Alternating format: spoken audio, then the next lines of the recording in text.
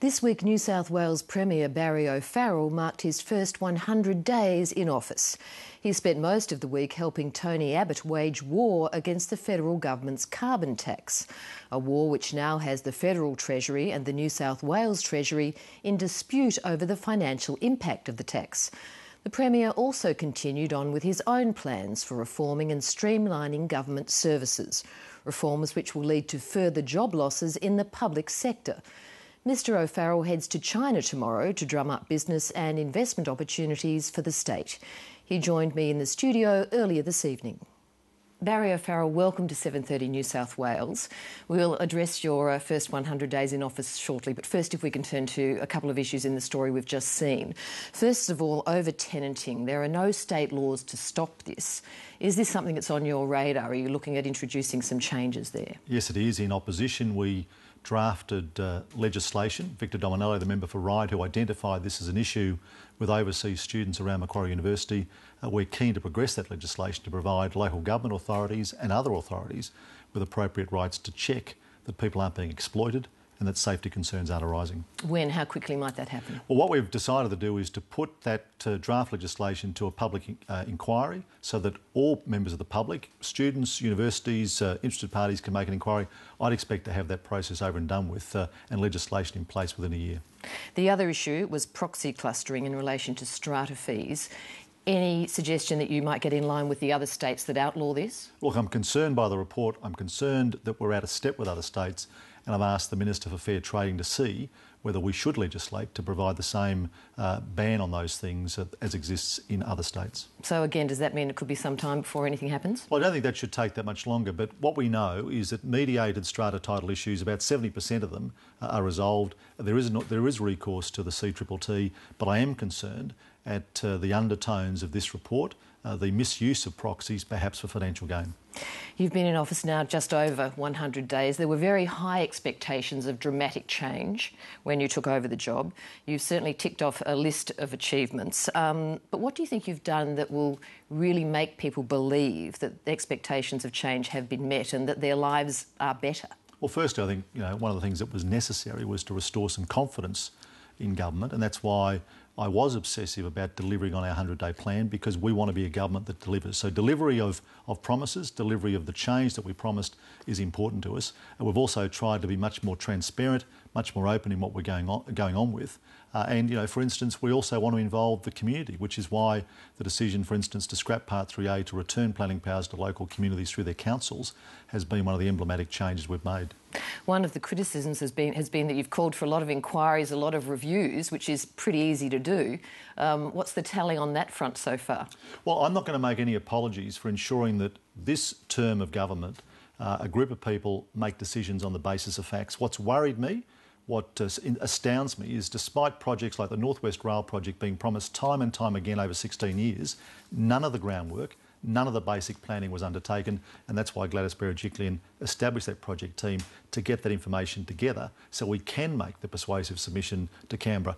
I'm not going to apologise for feasibility studies, for instance, into light rail into the eastern suburbs, because when Labor did projects like that, announced projects, spent money on the back of an envelope, it cost us $500 million for the Rozelle Metro for not a centimetre of track being built. We want to ensure that we meet the public's expectations, that the projects we announce are projects that are going to last and are planned for the future, and that every dollar spent is spent wisely. You were in opposition for a long time. Could you have not done any of those inquiries then, any of that groundwork then? Well, you can't do engineering studies. You can't do test drilling, as is occurring out in the North West Rail now. You can't engage the private sector in seeing what opportunities there are for them around these projects in opposition. We did that once. We did it once in relation to the Convention Exhibition Centre. We were criticised by the former government, but we're determined in government to ensure that as rapidly as we can, we get the facts together and we make decisions on the basis of those facts, not on the basis of political outcomes. One group that you've certainly managed to get completely offside already is the public service. They've been demonstrating in the streets, demonstrating again today.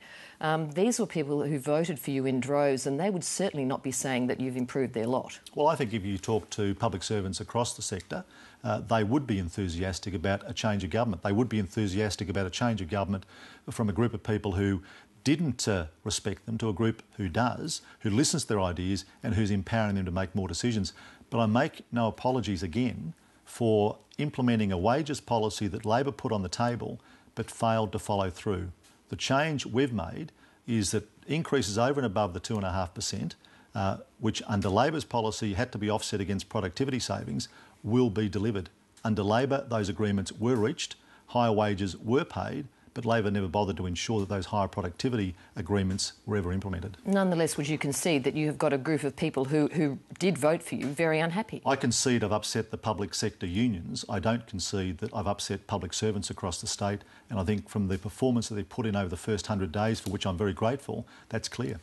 On that wages issue, is there any pressure being applied to Justice Roger Boland, who's criticised your decision on wages, to remove himself from presiding over the first public sector wage case? No, I heard reports about this today. I haven't been briefed on that case. They're issues that the government's law officers run themselves. They're not directed by politicians in that.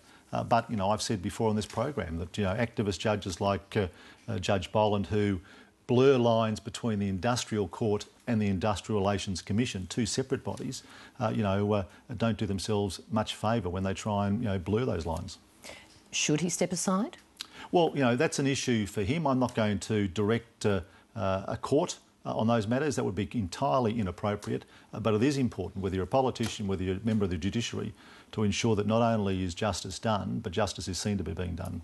Now, as I understand it, one of the things on your list of promises that didn't go through was the introduction of new political donation laws. Why didn't that go through? Well, we've given notice of the legislation, but when I met with the Electoral Commissioner, he made clear that the two pieces of legislation that govern politics in New South Wales, the Parliamentary Elections and Elections Act and the Electoral Funding Act, were both in need of review. This is a review requested by the Electoral Commissioner, not initiated by the government, but we have acceded to that.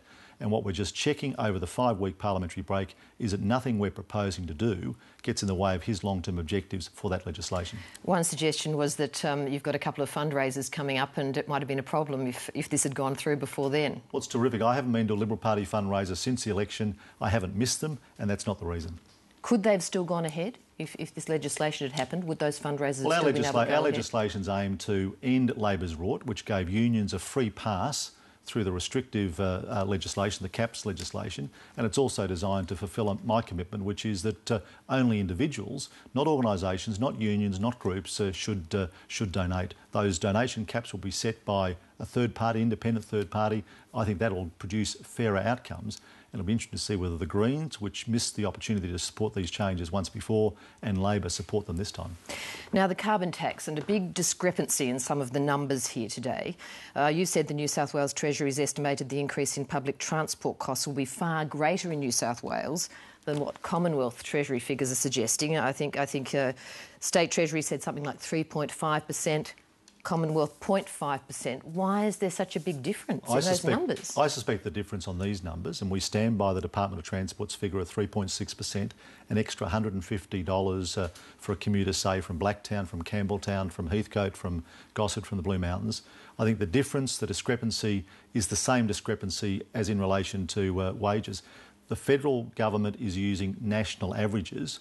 We're talking here about real life in Sydney in 2011, in 2012. So just as this city, which has a higher average income level than other cities around the country, is going to be disadvantaged with federal Labor's compensation package because it's set at a level that reflects a national average, I think it sounds as though the Federal Treasury is also taking national averages when it comes to public transport fares. Labor is suggesting that this is just going to make it easy for you to increase public transport fees and blame it on the carbon tax. No, look, we reduced public transport fares on the 1st of July to try and attract more people to public transport out of their cars, off our roads.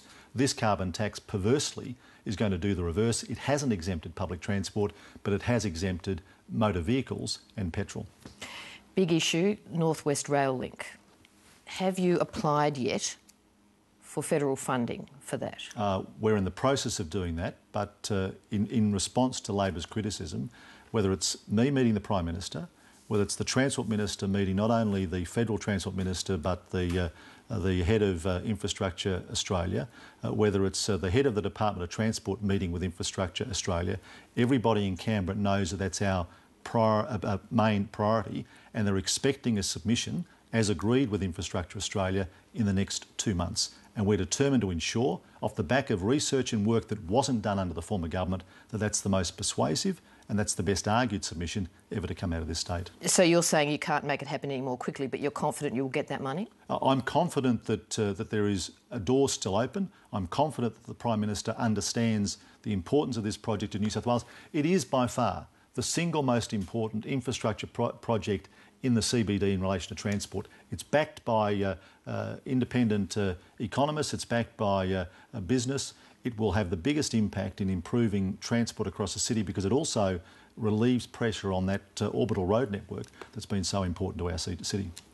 And finally, tomorrow you're off to China. What are your goals for that trip? Well, it's the first of a trade mission. I was there in February last year as a private individual. We're keen to increase investment and trade in our region. China and India are the two focus.